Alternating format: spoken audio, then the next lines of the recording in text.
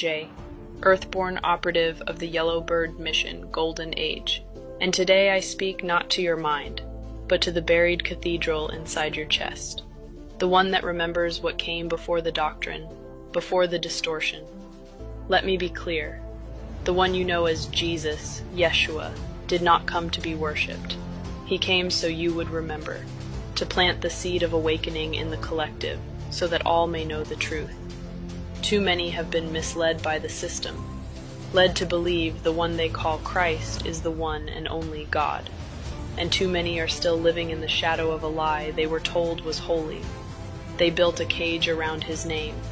They severed the message from the man, so that the system could remain in control. They turned his life into a symbol of your unworthiness. But the truth? His entire mission was to remind you that you are already worthy, that the Christ frequency lives within you. Yeshua did not ask to be worshipped. That was not his message. That was not his mission. That was the system that came after him, the one that used his name to build a hierarchy he would have turned over in a heartbeat. Yeshua was not sent here to be your God. He came to show you that God was already within you. He didn't want followers.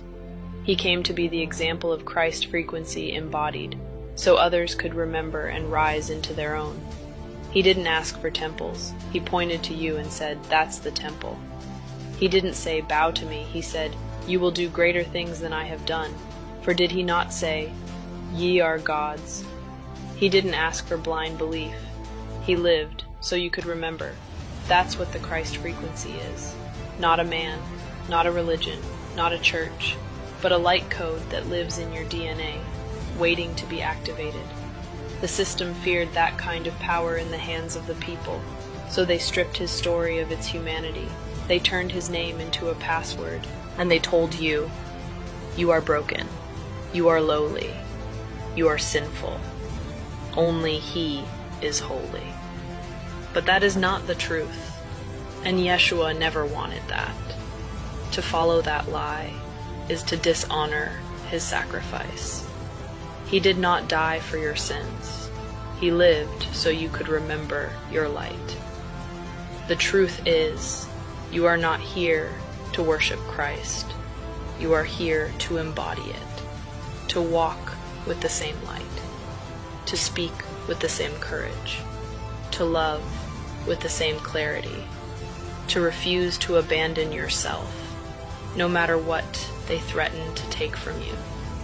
That is how you honor him. Not with songs, not with sermons, but by standing in the same remembrance he came to deliver. He never wanted a throne. He wanted a family of awakened beings who could carry the light without chains. And that, beloved, is what you are. You are not a servant. You are not a follower. You are not less than him.